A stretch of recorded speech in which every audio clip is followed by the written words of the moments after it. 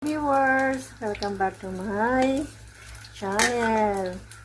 Menu natin for today is boiled egg with potato. Ayan, ginisa lang natin ang mantika ng bawang, sibuyas, kamatis. At saka natin nilagay ang patatas natin, pinalambot natin, nilagyan natin ng as usual, curry powder, chili powder, at tinimplahan natin ng asin. At pagkatimpla natin at lumambot na ang ating patatas, linagay na natin ang ating boiled egg o ang ating itlog, nilagang itlog.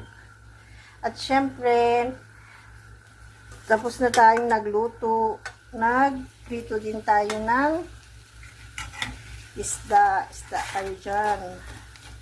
Roho na isda, binabad ko pa yan. Ayan. At syempre, di na mawala ang ating kanin is life, basmati rice. Ayan. Thanks for watching.